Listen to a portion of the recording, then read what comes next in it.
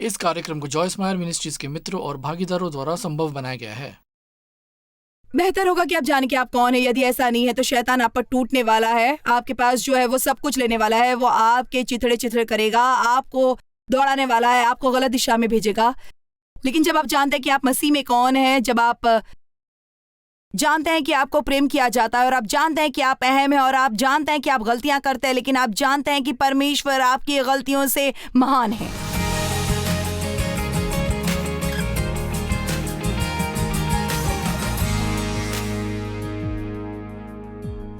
आपका अपने स्वयं के प्रति क्या रवैया है?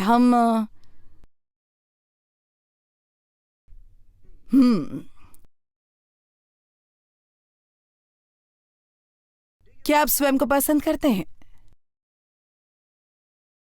हमारे पास वहां कुछ लोग थे, मैंने बहुत से साल खुद को पसंद न करने में बिताया, शायद कुछ मायनों में आत्मघृणा से निपटने के लिए, निश्चित ही कुछ आत्म स्वीकृति में, क्योंकि जब मैं बड़ी हो रही थी तो मेरे साथ कुछ हुआ था। मुझे लगा कि किसी न किसी तरह मेरी ही गलती थी और इसलिए पहले मैं ये कहने से शुरू करती हूँ, यदि किसी ने आपके साथ बुरा व्यवहार किया है, आपको कम आंका है, दुर्व्यवहार किया, आलोचना की है, परखा है, कुछ ऐसा किया है जिससे आप आहत हुए हैं, तो उनका अज्ञान आपकी गलती नहीं है। वो आपकी बिल्कुल भी गलती नहीं है।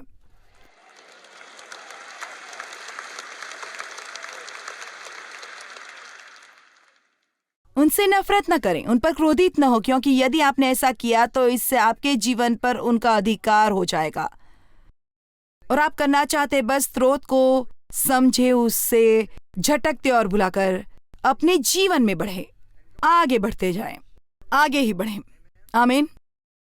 और ईमानदारी से मैंने ईसाई बनने के बाद बहुत समय तक लोगों को प्यार करने की कोशिश की और वास्तव में परमेश्वर के वचन का अध्ययन शुरू किया। मैं जानती थी लोगों को प्यार करने के बारे में, मैंने बहुत से संदेश सुने थे और परमेश्वर के वचन से मैं देख सकती थी कि परमेश्वर चाहते थे हम लोगों से प्रेम करें, और मैं लोगों से प्रेम करना चाहती थी और मैं लोगों के साथ धैर्य रखना चाहती थी और मैं लोगों के प्रति दयालु होना चाहती थी और लगता था मैं ऐसा कर रही, लेकिन नहीं होता था ऐसा। बहुत ही निराशाजनक था, क्योंकि मुझे लगा मेरा दिल सही था, मैं सही चीजें करना चाहती थी, लेकिन लगता था मैं इसमें सफल नहीं हो सकी। और परमेश्वर ने कई साल पहले मुझ पर यह जाहिर करना शुरू कर दिया था कि मैं क्यों अन्य लोगों से प्यार नहीं कर सकती, क्योंकि मैं खुद से प्यार नहीं करती। मैं दूसरे लोगों के प्रति दयालु नहीं हो सकती, क्योंकि मैं नहीं जानती कि परमेश्वर की दया अपने लिए कैसे पाऊं। मैं खुद पर कठोर थी, और यदि आप पर कठोर हैं तो आप बाकी सब पर कठोर हैं। अब आइए भी, और इन सालों में एक चीज जो मैंने सीखी कि मुझे परमेश्वर के वचन को सिखाने का दुर्लभ अधिकार मिला है कि जो आपके पास नहीं है वो आप नहीं दे सकते। इसलिए आपके पास जो नहीं है उसे दूसरे लोगों को देने की कोशिश करना बंद कर दें। और देखो, परमेश्वर हमें वो सब कुछ प्रदान करते हैं जो हमें दुनिया में बाहर निकलने के लिए चाहिए, और वो सब कुछ करना चाहिए जो वो हमसे चाहते हैं, और आपको सब मिला है जो आपको चाहिए। लेकिन यदि आप ये नहीं जानते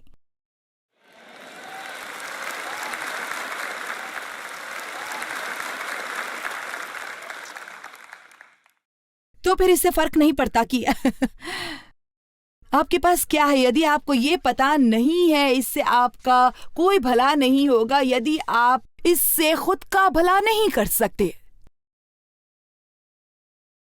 शायद आप में से कई ने मुझे ये सिखाते हुए सुना है, मुझे परवाह नहीं यदि आपने कई बार सुना है, यदि शैतान आपको अपने आप को पसंद नहीं करने देता तो वो आपके जीवन में पहले ही ये लड़ाई जीत गया है।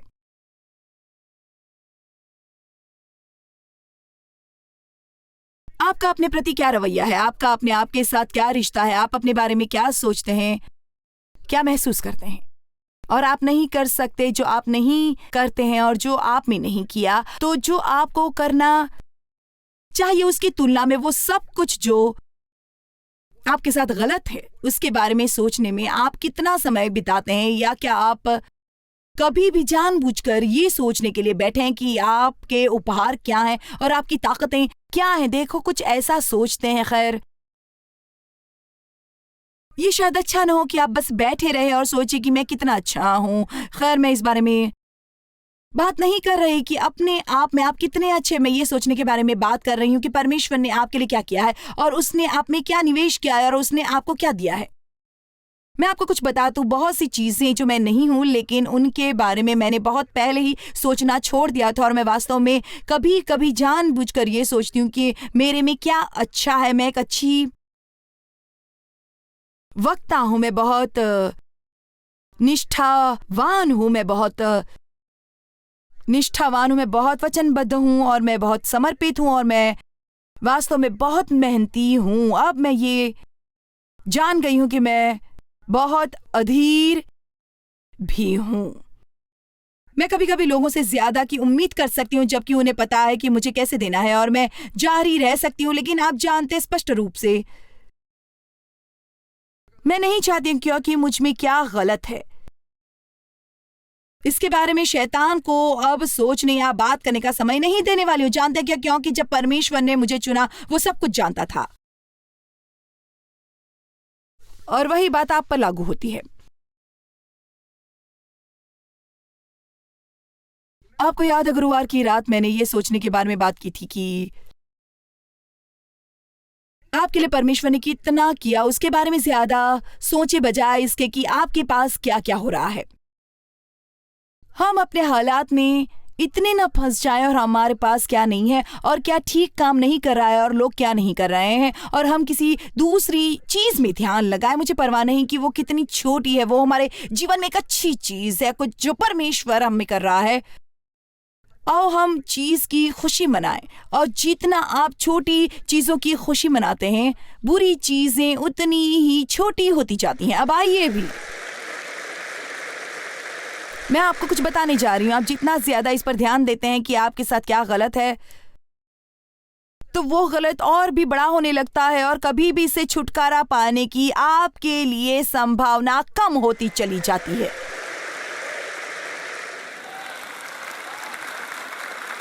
हम कमरे के इस तरफ ये कह रहे हैं, आपके साथ क्या गलत है, इस पर जितना ज्यादा आप ध्यान देते हैं उतना ही इससे छुटकारा पाने की संभावना कम होती है और वो समस्या उतनी ही बड़ी होती है।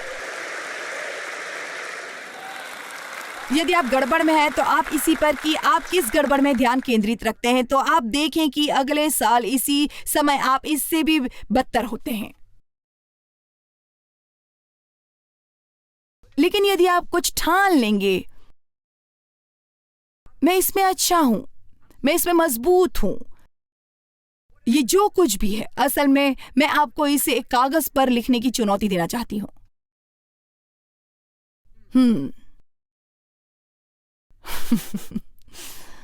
खैर, ये एक नया विचार है ना? मेरी मजबूतियों की एक सूची बनाओ। मैं किसमें अच्छी हूं इसकी सूची बनाओ। शैतान न केवल ये चाहता है कि आप इसके बारे में सोचें, बल्कि वो निश्चित रूप से ये भी चाहता है कि आप इससे कहीं लिखें। मेरे खुदा, ये जैसे रहस्योद्घाटन एक और का मूल तत्व है। असल में यदि आपको एक मौका मिला, आपको भी सही दोस्त मिल सकता है और आपको बता सकते हैं, मैं आपको बताऊं कि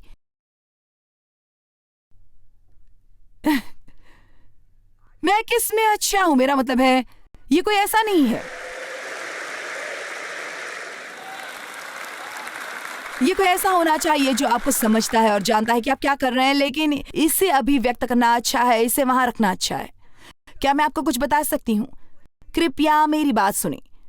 आप में गलत से ज्यादा सही है, सही है।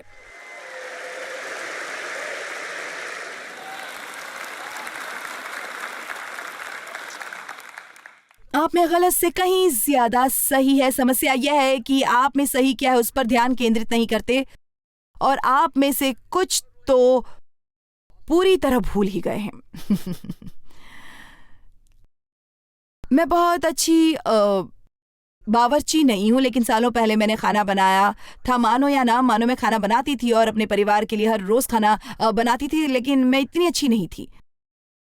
मैंने बहुत लंबे समय से नहीं किया है, मैं करना भी नहीं चाहती। जरूरत भी नहीं है और करने वाली भी नहीं हूं।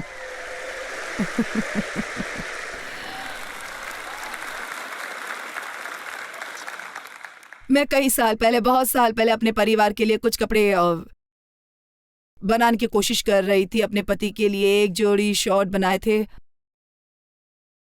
और मैं एक सामान्य और व्यवस्थित महिला होने की कोशिश कर रही थी। खैर, केवल व्यवस्थित होना कितना उबाई है, मैं व्यवस्थित होना नहीं चाहती। मैं वहां और उस स्ट्रेटोस्फीयर में होना चाहती हूँ जो हर किसी से अलग हो। और मैं ये नहीं कह रही कि आप जानते हैं यदि आप अपने परिवार के कपड़े बनाते हैं तो आप अहम नहीं है, और मुझे लगता है कि वो अद्भुत है। मैं आपकी सराहना करती हूँ और कभी कभी मेरी इच्छा होती है काश मैं ऐसा कर सकती, लेकिन अब मैं ऐसा नहीं करना चाहती। सबसे पहले जो मुझे कभी मिलने वाला नहीं है उसे चाहने में अपना जीवन बिताने नहीं वाली। आपको अपने अभिषेक में रहना चाहिए, आपको अपने उपहारों के साथ रहना चाहिए और आप अपने आप को उन चीजों में लगाना शुरू करें जिनमें आप मजबूत है, बजाय अपना पूरा समय उन चीजों में मजबूत बनाने की कोशिश में बिताए जो अभी शुरू भी नहीं हुई है।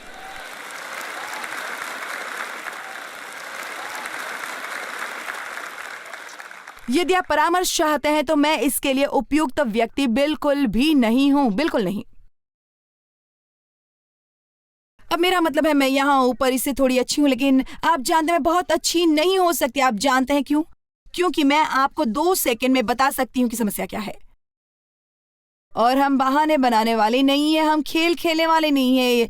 ये समस्या है, तुम्हें ये करने की जरूरत है, घर जाओ और वो करो। यदि आप ये नहीं करना चाहते कुछ और करो।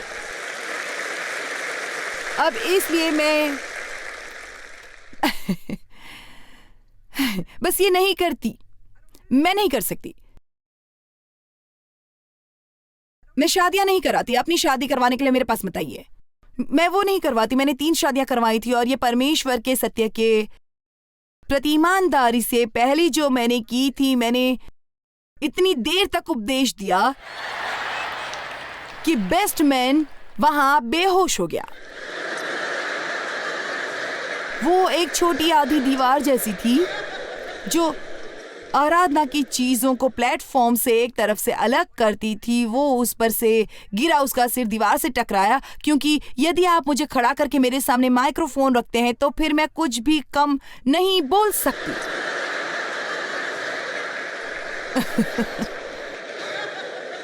वो बेहोश हो गया। मुझे पता नहीं था कि आपको बस जल्दी से लोगों की शादी करानी चाहिए। मुझे लगा कि ये एक मौका था उन्हें बताने का कि क्या सही है और क्या सही नहीं है। हाँ?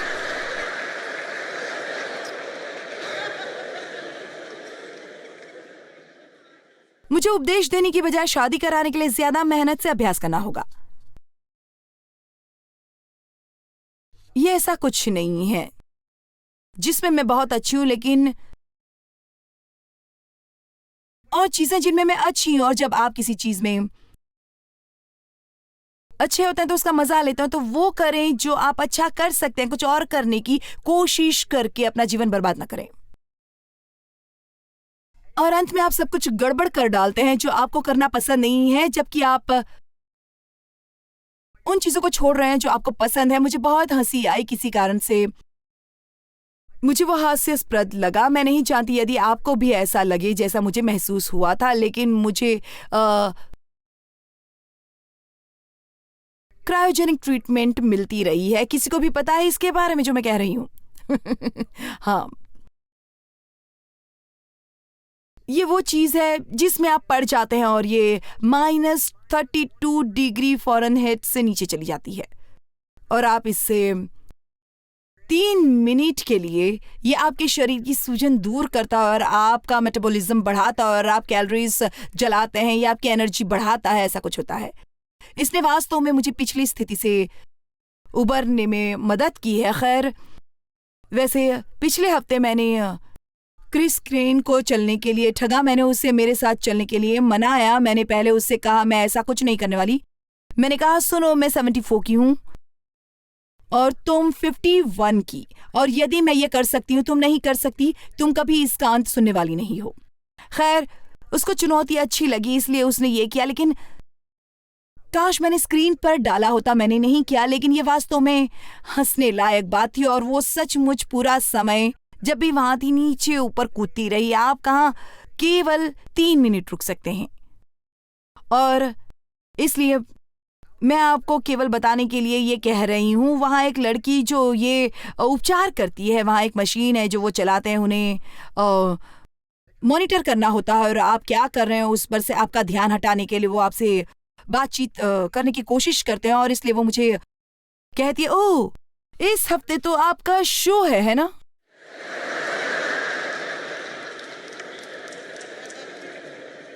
और मैंने कहा हाँ हाँ है, मैं जानती थी, उसे इसकी भनक भी नहीं थी। और उसने कहा खैर वो कहाँ है? और मैंने कहा ओ वहाँ नीचे डोम में। उसने कहा ओ अच्छा डोम में। मैंने कहा हाँ तुम जानती हो डाउनटाउन जहाँ वो फुटबॉल खेला जाता है। उसने कहा खैर वो तो बहुत बड़ा है ना।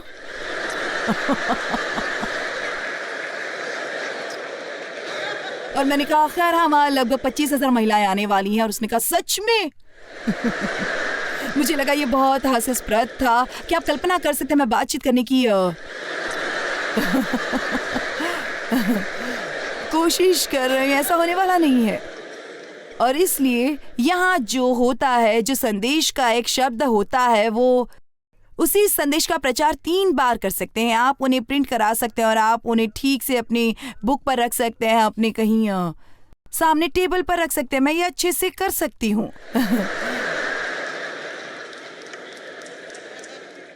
मुझे उसके जैसा नहीं होना है, उसे मेरे जैसा नहीं होना है, आपको किसी दूसरे जैसा नहीं होना है। मैंने कहा आपको किसी दूसरे जैसा नहीं होना है।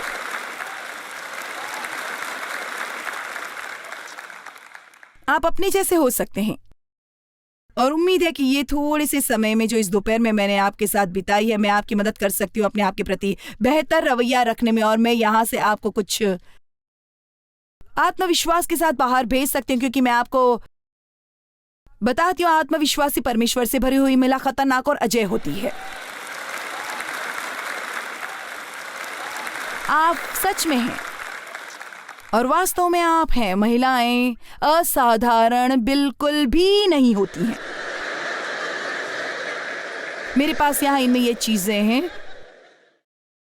ये कभी कभी एक दूसरे से अलग होने लगती हैं, जैसा कि मैंने अभी देखा उनमें से एक बाहर फिसल गई। और कल भी एक बाहर थी और मैंने अपने साथ के एक लड़के को पकड़ा दी जो वास्तव में कुछ भी ठीक कर सकता है। मैंने ठीक सोचा कि वो उसके लिए कुछ मुश्किल नहीं होगा।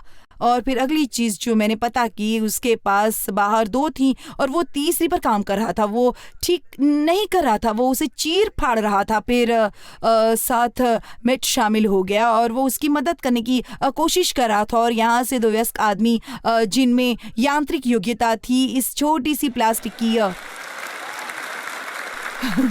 चीज को जोड़ नहीं सकते थे। पिछली रात 2 वयस्क आदमी इस चीज को ठीक न कर सके। लाइट की एक स्विच को ठीक करने में पूरी सेना जुट गई थी। और वहां शायद एक महिला है जिसके पर्स में एक छोटा सा स्क्रू ड्राइवर है जो हमेशा अपने पास रखती है। आप भी यहाँ ऊपर आकर उसे ठीक कर सकती हैं।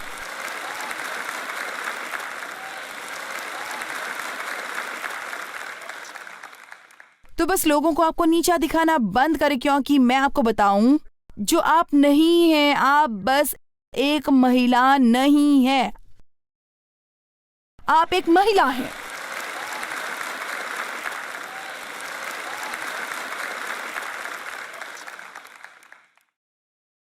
आपके पास 2 बहुत ही महत्वपूर्ण रिश्ते हैं। नंबर 1 आपका परमेश्वर के साथ रिश्ता, नंबर 2 आपका अपने साथ रिश्ता। यदि आपका परमेश्वर के साथ रिश्ता सही है और आपका अपने आप के साथ रिश्ता सही है, तो आपको किसी और की कोई जरूरत नहीं पड़ेगी। इसका मतलब ये नहीं है कि लोग कभी कभी आपके लिए चुनौतीपूर्ण नहीं होंगे या शायद संभालना थोड़ा मुश्किल हो, लेकिन यदि आप अपने आप के साथ नहीं निभा सकते तो आप हर किसी के साथ निभाने की कोशिश करना बंद करें। मुझे लगता है बहुत से लोग अपने आप को पसंद नहीं करते हैं, वो ये भी नहीं जानते कि उनकी समस्या की जड़ क्या है। जब तक परमेश्वर ने मुझे नहीं सिखाया, मुझे इसका एहसास ही नहीं था, इसीलिए मैं किसी से प्यार नहीं करती थी। मैं खुद से प्यार नहीं करती थी और मैं खुद से प्यार नहीं करने की वजह से किसी और से नहीं कर सकती थी। आपको संतुलन की जरूरत है। आपके प्रति आपका रवैया दूसरों के साथ आपके प्रति रवैये को ठीक करता है। और जबकि हमें परमेश्वर के वचन ने सिखाया है कि जितना चाहिए उससे ज्यादा ऊंचा हम अपने बारे में ना सोचिए। हमें कभी सिखाया नहीं गया कि कभी नहीं सिखाया गया कि हम अपने आप के लिए हल्की नीचा दिखाने वाली राय रखें। हकीकत में मैं आपको बता दूं, ऐसा करना अधर्म होगा। हमें अपने आप को मसीह में देखना सीखना चाहिए। अपने आप को हम उस तरह से देखें, हमारे स्वर्गीय पिता हमें मसीह में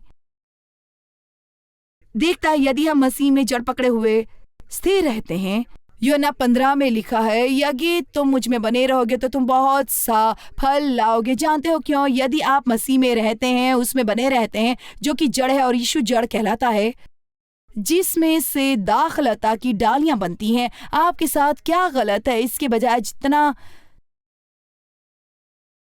ज्यादा आप इस पर ध्यान केंद्रित करते हैं कि उसने आप में क्या किया है, तो आप ज्यादा से ज्यादा यीशु की तरह बनते जाएंगे। आप कौन हैं? यदि आप नहीं जानते आप कौन हैं, क्योंकि वास्तव में वो आपको कुचल डालेंगे। हालांकि आप धर्मशास्त्र में उस पर अपने अधिकार के बारे में पढ़ सकते हैं और आप सीस गाना गा सकते हैं जब तक कि आपकी आवाज आपका साथ देती है।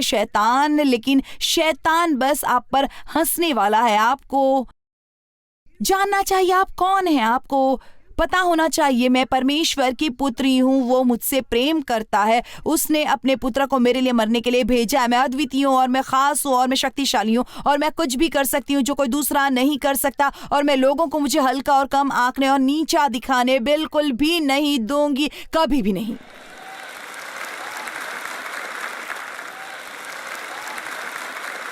आपको इस ग्रह पर किसी को कहीं भी आपकी योग्यता और महत्व निर्धारित करने नहीं देना चाहिए।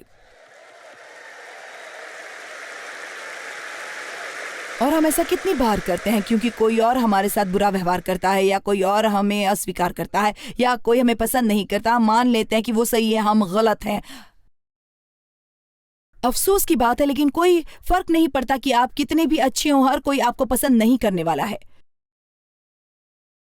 हकीकत में विशेषज्ञ वो कोई भी हो, मैं अभी तक समझ नहीं पाई वो कौन है। वो अद्भुत हैं।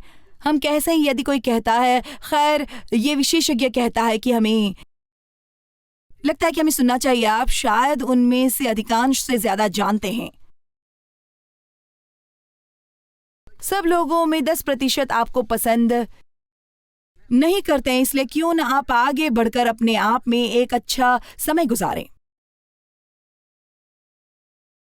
आइए प्रेरितों के काम अध्याय 19 वचन 11 पर नजर डालें। और परमेश्वर पौलुस के हाथों से सामर्थ्य के अनोखे काम दिखाता था, यहां तक कि रुमाल और अंगोछे उसकी देह से स्पर्श कर बीमारों पर डालते थे और उनकी बीमारियां जाती रहती थीं और दुष्ट आत्माएं उनमें से निकल जाया करती थी। वाओ, क्या कुछ जादू टोना करने वाले यहूदी यात्री नहीं थे जो लोगों पर जादू टोना करने वाले पेशेवर थे, जिनका पेशा ही था पैसे लेकर लोगों से दुष्ट आत्माएं बाहर निकालना। परंतु कितने यहूदी जो झाड़ा फूकी करते फिरते थे ये करने लगे कि जिनमें दुष्ट आत्माएं हो उन पर प्रभु यीशु का नाम ये कहकर फूंके कि जिस यीशु का प्रचार पौलुस करता है, मैं तुम्हें उसी की शपथ देता हूं। यदि आप चूक गए हैं तो आप पूरे मुद्दे से चूक गए हैं। यहां मुद्दा यह है, वे यीशु को नहीं जानते थे और शैतान ये जानता था कि वे यीशु को नहीं जानते और वो कह रहे हैं जिस यीशु का प्रचार पौलुस करता है, हम तुम्हें उसी की शपथ देते हैं। और स्कीवा नाम के एक यहूदी महायाजक के 7 पुत्र थे जो ऐसा ही करते थे, पर एक दुष्ट आत्मा ने उत्तर दिया कि यीशु को मैं जानती हूं और पौलुस को भी पहचानती हूं, परंतु तुम कौन हो?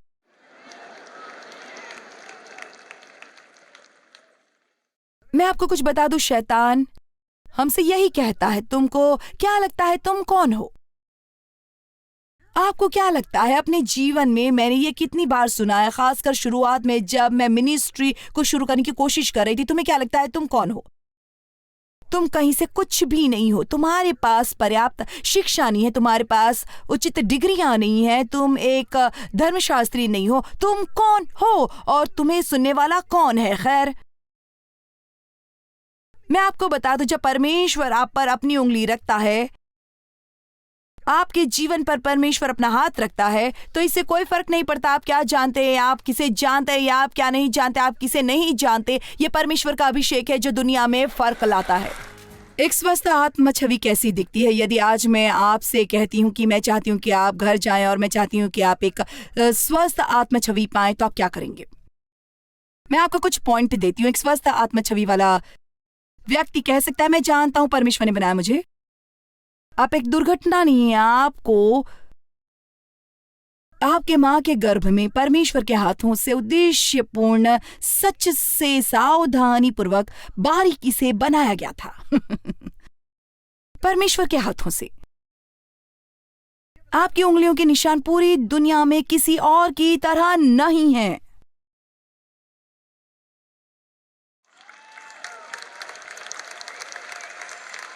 आप अद्वितीय हैं, और जो कुछ भी अद्वितीय होता है वो बस एक जैसी चीजों से ज्यादा अहम होता है। परमेश्वर के पास आपके लिए एक उपदेश है, एक उद्देश्य है उनके पास।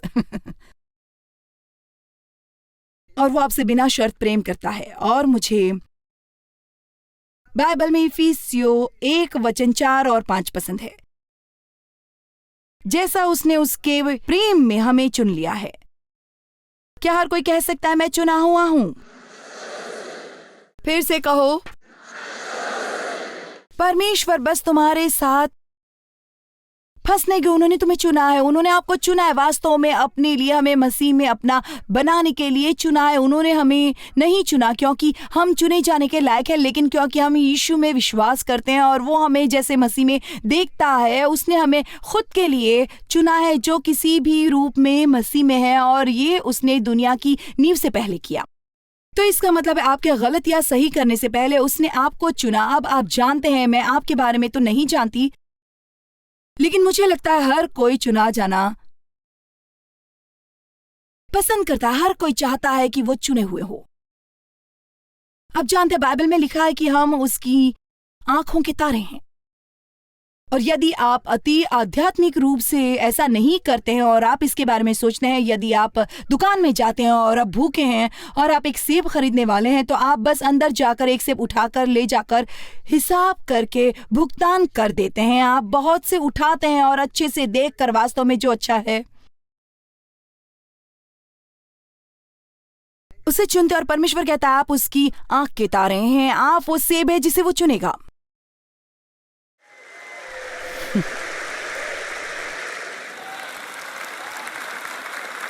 आप कहते हैं खैर सब उसकी आंख के तारे कैसे हो सकते हैं? क्योंकि परमेश्वर है और वो हर एक के लिए एक ही समय में सब कुछ कर सकता है। इसलिए वो कह सकता है तुम खास हो, तुम सबसे अच्छे हो, तुम सबसे महत्वपूर्ण हो। और वास्तव में ऐसा है क्योंकि वो ऐसा एक ही समय में हम सभी के साथ कर सकता है, एक जैसा रिश्ता बना सकता है।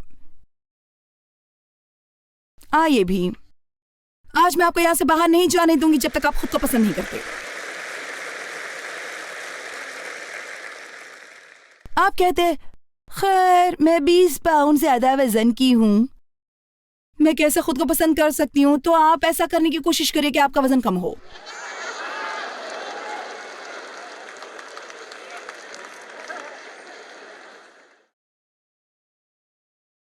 क्योंकि मैं उनमें से एक बात मैं आपको बताऊंगी जो तब होती है जब हमें पसंद नहीं होता कि हम कौन है। हमारे अंदर एक खाली जगह है जिसे हम कभी खाने से भरने की कोशिश करते हैं, और हमें कभी भूख नहीं होती फिर भी हम खाते हैं। हमें उस तृप्ति के लिए भूख है जो केवल परमेश्वर हमें दे सकते हैं। इसलिए ऐसा लगता है कि आप क्या खाते हैं इससे फर्क नहीं पड़ता। आप कभी तृप्त नहीं होते या कभी कभी संतुष्ट नहीं होते हैं। यीशु ने यूहन्ना अध्याय 6 में कहा है, जीवन की रोटी मैं हूं, जो मेरे पास आएगा वो कभी भूखा न होगा, और जो भूख पर विश्वास करेगा वो कभी प्यासा ना होगा। वैसे भी जैसा कि मैंने कहा, ये एक दूसरा ही संदेश है। लेकिन आपको बस आश्चर्य होगा कि यदि आप अपने आप को संतुलित रूप से प्यार करने का निर्णय करते हैं और जानते हैं कि आप मसीह में कौन हैं, तो आपके जीवन में सभी चीजें ठीक होंगी। और मैं आपको क्या बताऊं, यदि आपने इसे बार बार सुना है तो ये आपको याद दिलाने के लिए अच्छा है, लेकिन यदि आप ऐसा कुछ पहली बार सुन रहे हैं तो इसे समझने में आपको थोड़ा वक्त लग सकता है, क्योंकि किसी न किसी तरह हमें यह लगता है कि ये सोचना लगभग आध्यात्मिक है कि हम निकम्मे हैं। मैं बस एक बेचारा दुखी नीच पापी इंसान हूँ, मैं ऐसा कैसे कर सकता हूँ, मैं बस एक खराब व्यक्ति हूँ। ओ परमेश्वर मुझे क्षमा करें, परमेश्वर मुझे क्षमा कर, परमेश्वर मुझे क्षमा कर। आप जानते हैं कभी कभी हम इतने, मेरा मतलब है वास्तव में हम सुबह ही सोच लेते हैं हम पूरा दिन दुखी रहने वाले हैं, हम क्षमा मांगने वाले हैं। नहीं पता मैंने ऐसा क्यों कहा। मैंने कहा ओ परमेश्वर मुझे बहुत खेद है। ये लगभग ऐसा था जैसे मैंने उनसे कहा किस लिए। मुझे लगता है जैसे कि हम हमेशा खुद को बुरा मानते रहते हैं क्योंकि हमने कुछ गलतियां की हैं, इसीलिए ये जरूरी लगने लगता है, पर ऐसा नहीं है। और ये मैं नहीं कह रही कि हमें अपने पापों के लिए खेद नहीं करना चाहिए। बाइबल में लिखा है कि अपने पापों पर रो, दुखी हो और शोक करो। लेकिन मैंने सीखा कि बहुत जल्दी ही इस बोध पर आ सकती हूँ कि मैं मसीह में कौन हूँ और उन अच्छी चीजों पर जोर देती हूँ जो मुझ में है। यहूदियों की छुट्टियों और उत्सवों में से एक जिसमें मैं एक रात पहुंची नहीं थी, जब मैं उनके पर्वों में एक में सिखा रही थी जिसे वे 10 दिन पछतावे के ऐसा कुछ कहते हैं, और वो 10 दिन के लिए पश्चाताप करते थे। अब मसीह में होने से मैं बस कुछ सेकंडों में ये सब कुछ संभाल सकती हूँ।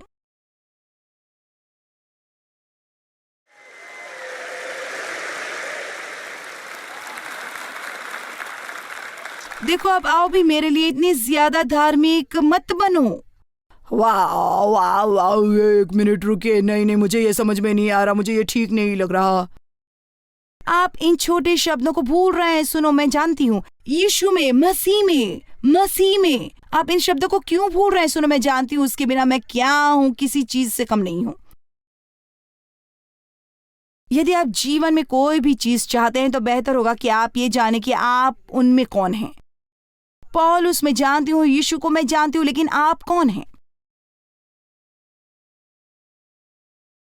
ये भी बेहतर है कोई आजाद हो। एक अच्छी पुरानी जमाने की चिल्लाहट यहाँ आज दोपहर को मैं सुनना चाहती हूँ।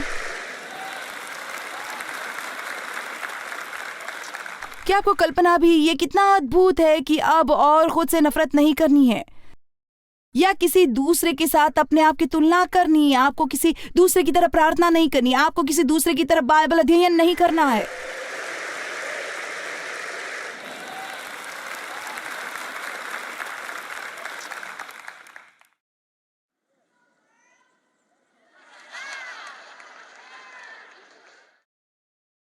दुनिया की सबसे भयावह चीजों में से कि हमें चुना नहीं जाएगा। और जब मैं ग्रेड स्कूल में थी, उन्होंने बेवकूफ़ी भरा काम किया। ऐसा उन्होंने पहले भी किया था। हम सॉफ्ट बॉल खेलते थे, जो जिम की गतिविधियों में से एक था। और टीचर क्या करती थी, वो पूरी क्लास को लेती थी और वो 2 लोगों को 2 टीमों का कप्तान होने के लिए चुनती थी। आप में से कुछ अपना सिर हिला रहे हैं, आपको याद है ना? और फिर कप्तान खड़े होते और चुनते थे, मैं तुम्हें अपनी टीम में चाहता हूँ। दूसरा वाला कहता, मैं तुम्हें मेरी टीम में चाहता हूँ, मैं तुम्हें मेरी टीम में चाहता हूँ, मैं तुम्हें मेरी टीम में चाहता हूँ। खैर, पूरी दुनिया में सबसे ज्यादा डराने वाली चीज थी ये सोच कि आखिर तक वहां खड़े रहना और जानना कि आप कोई भी नहीं चाहता। मुझे अभी भी याद है वो कितना डरावना था। किसी को याद है? वाह, इसका मतलब है कि आप में से बहुत से ऐसे लोग हैं। हम दूसरे युग से वापस आ गए हैं और मैं नहीं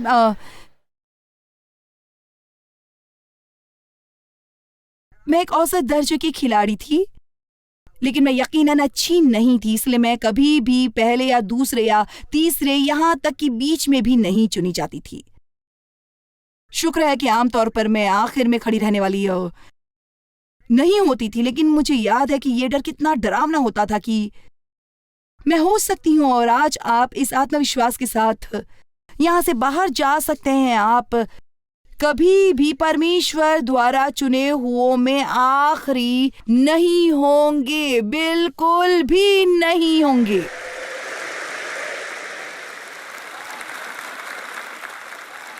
उससे पहले ही आपको चुन लिया है। वो पहले से ही मानता है कि आप खास हैं और वो आपको चाहता है।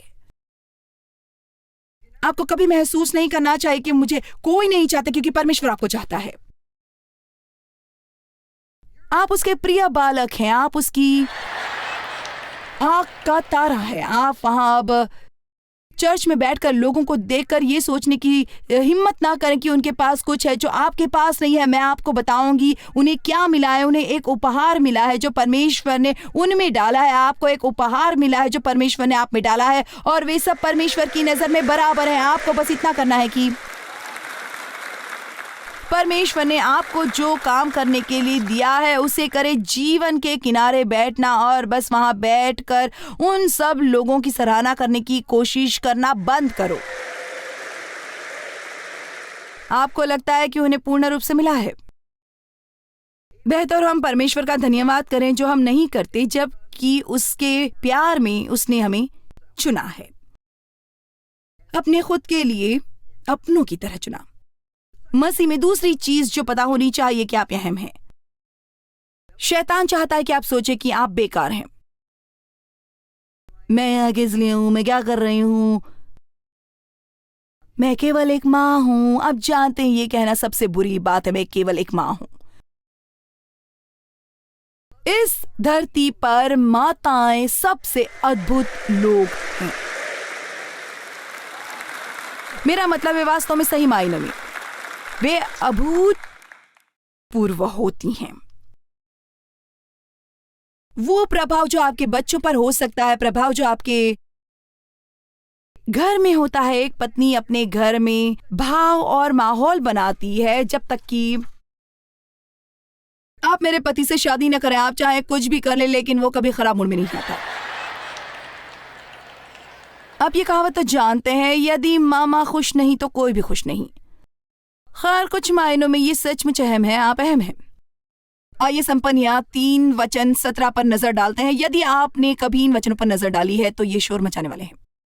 तेरा परमेश्वर यहोवा तेरे बीच में है, वो उद्धार करने में पराक्रमी है। वो तेरे कारण आनंद से मगन होगा, वो अपने प्रेम के मारे चुपका रहेगा, फिर ऊंचे स्वर में गाता हुआ तेरे कारण मगन होगा। तो जब आप आज उठते हैं और पहली चीज जो आपको याद दिलाई जाती है कि आपने कल क्या गलत किया था, ये परमेश्वर नहीं है, ये शैतान है।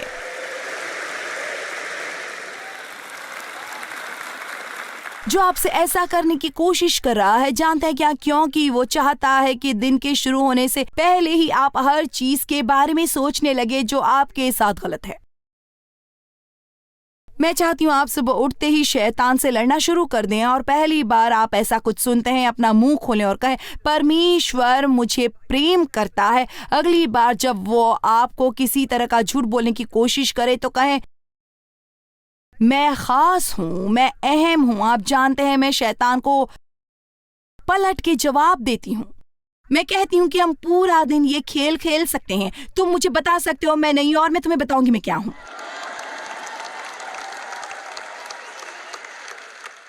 उस दिन सुबह मैं सैर कर रही थी, जैसा कि हर सुबह मैं सैर करती हूँ, और किसी कारण से उस दिन बस शैतान मेरे दिमाग को अलग अलग लोगों के बारे में आलोचनात्मक धारणाओं से भरने लगा। और 1 मिनट में मैं आपको इस बारे में बताने वाली हूँ, क्योंकि कई बार यदि अब हम आजमाइश में पढ़ते हैं तो हमें दोषी महसूस कराया जाता है। और मैं आपको ये बता दूं, आजमाइश में पढ़ना पाप नहीं है, आजमाइश होती है, और ये अच्छी बात है। यदि आप उस आजमाइश का विरोध करने लायक हैं और इससे कोई फर्क नहीं पड़ता कि आप कैसा महसूस करते हैं, बस परमेश्वर का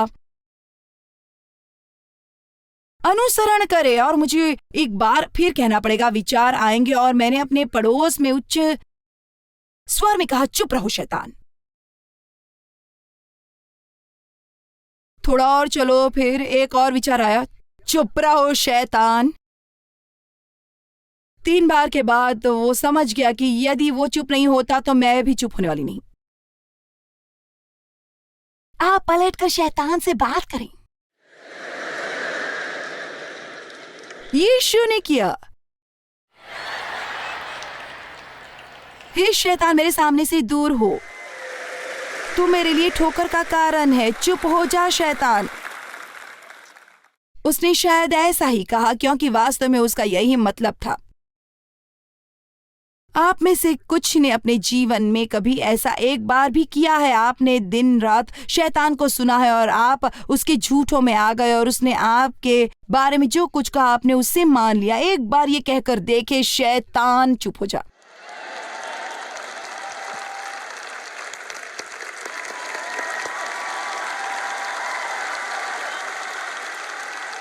ओ, दुश्मन को गुस्सा आ रहा है, आप हथियारों से लैस हो रहे हैं।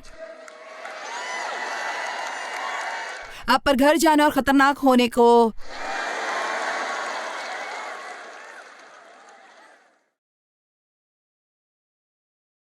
जवाबदेही है। तीसरी चीज जिसे आपको जानना चाहिए कि आपकी लायकी इस पर आधारित नहीं कि लोग आपके बारे में क्या सोचते हैं और कैसा व्यवहार करते हैं, परमेश्वर के कहने पर निश्चित होती है।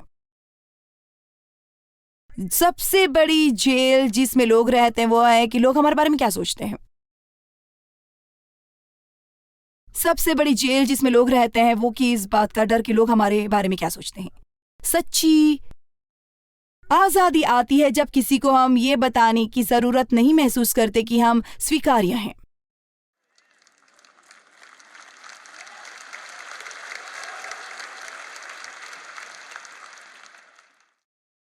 लोगों को लगता है आपने थोड़ा नया हेयर कट करवाया है या कुछ और नया किया है और आप जानते हैं जब तक कि लोगों का एक समूह आपको ये ना बताए कि ये ठीक लग रहा है, आप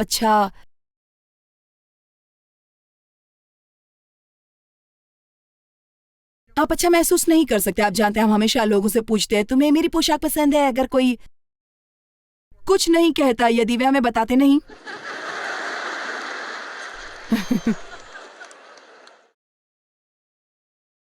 तो हम उन पर नाराज हो जाते हैं। मेरी असिस्टेंट होशियार है।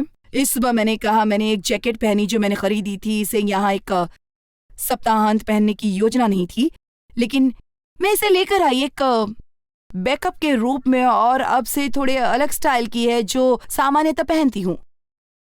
तो मैंने इसे पहन लिया। मैंने कहा तो अच्छी लग रही है और उसने कहा खैर आप पर हर चीज अच्छी लगती है।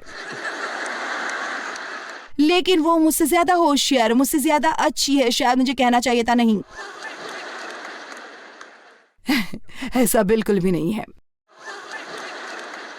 हे, यदि तुम्हें पसंद है तो पहन लो। आप क्या करते हैं उसके लिए आपको किसी और की मंजूरी की जरूरत नहीं।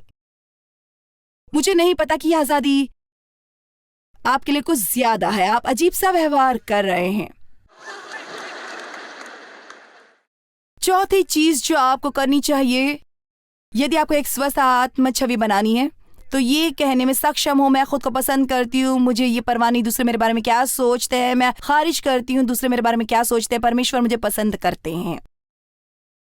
और मैं यहाँ बैठकर आपको बता सकती हूँ कि मुझे वो सब कुछ पसंद नहीं है जो मैं करती हूँ। कभी कभी मैं वो बातें करती हूँ और मैं सोचती हूँ जॉयस जॉयस जॉयस जॉयस। ये सच में बुरा है जब तुम कहती हो, और ये सब दुनिया के सुनने के लिए नहीं होता। आप करते हो जॉयस जॉयस जॉयस जॉयस। मुझे वो सब पसंद नहीं है जो मैं करती हूँ, लेकिन मैं खुद को पसंद करती हूँ। और ये मैं किसी तरह के घमंड में नहीं कह रही। मेरा मानना है कि परमेश्वर चाहता है कि हम अपने आप को पसंद करें। हाँ, खैर इस पर थोड़ी देर के लिए सोचे, देखिए क्या आता है।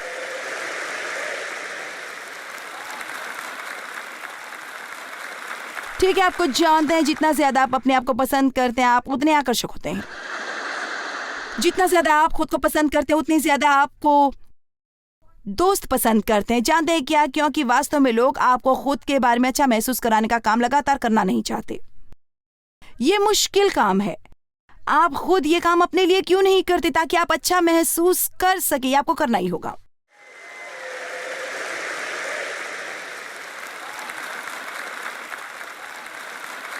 ये भी महिलाओं, घर मत जाओ, तुम्हें खुश रखने की जिम्मेदारी अपने पति को दे दो।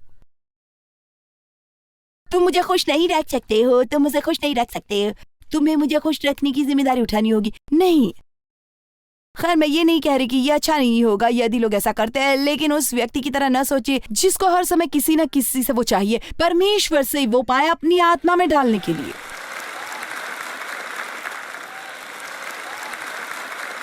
सबसे अच्छी बात जो परमेश्वर ने मुझे कभी बताई, क्योंकि मैं वैसे ही हुआ करती थी। खैर तुम्हें पता है डेव ये नहीं करते, डेव वो नहीं करते। परमेश्वर ने कहा क्या तुम खुशी की जिम्मेदारी डेव को देना बंद करोगी? आप में से कुछ घर जा सकते हैं और सचमुच एक अच्छी शादी निभा सकते हैं यदि आप उस व्यक्ति को जिसने आपसे शादी की है आपको हमेशा खुश रखने का काम देना बंद करेंगे। और इस सप्ताहांत आपका आना योग्य था। ये भी मैंने कहा इस सप्ताहांत आपका आना योग्य था।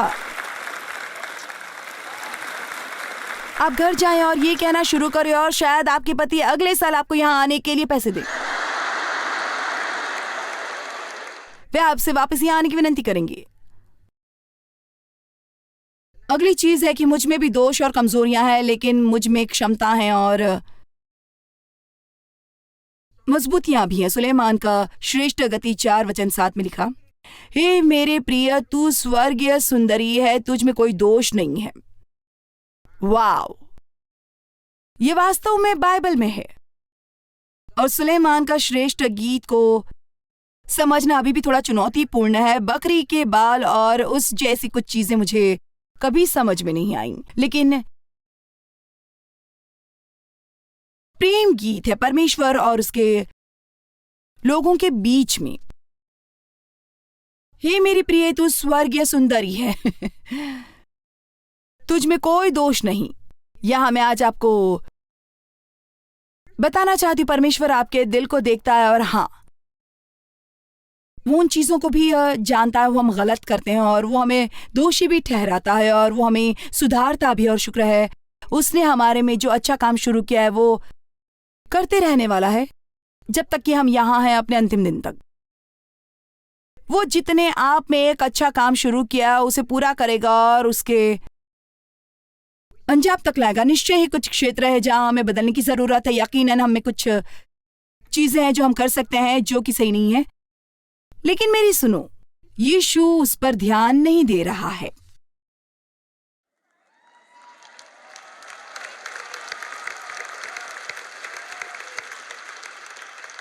अभी मेरे पास 8 मिनट बचे हैं आपको यकीन दिलाने के लिए। आपके साथ गलत कर चीज पर उसका ध्यान केंद्रित नहीं है, क्योंकि आपको चुनने से पहले वो जानता था कि आप क्या गलत करते हैं आपके करने से पहले। परमेश्वर आपको चाहते हैं, वो आपके साथ फंसे नहीं हैं।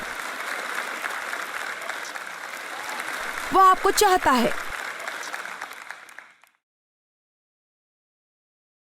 परमेश्वर हमारे मुंह के हर एक शब्द को जानता है जो अभी तक हमने बोला भी नहीं है।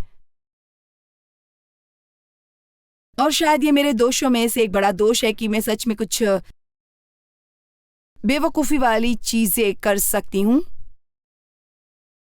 यदि मैं थकी हूं, निराश हूं, कुछ और, पर वो मुझसे प्यार करते हैं। हम ऐसा करते हैं क्योंकि वो हमारे साथ अटके हुए हैं और शायद हमें माफ कर देंगे।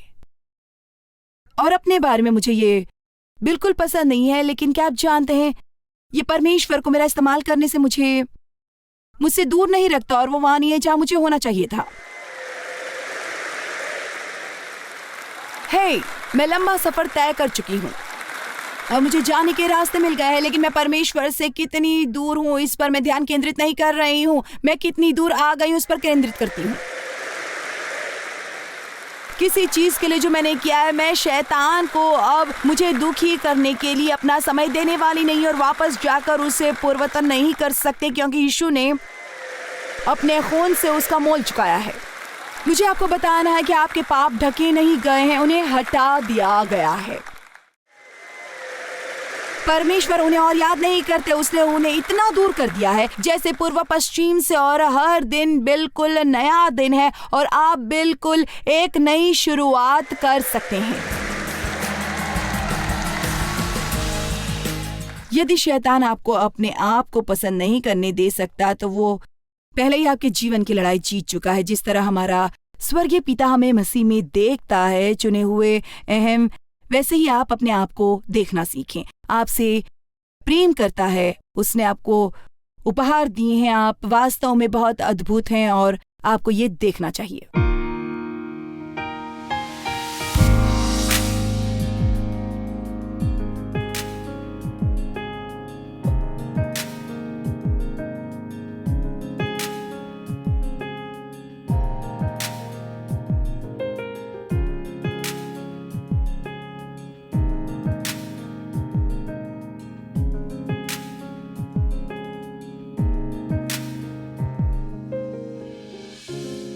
इस कार्यक्रम को जॉयस मायर मिनिस्ट्रीज के मित्रों और भागीदारों द्वारा संभव बनाया गया है।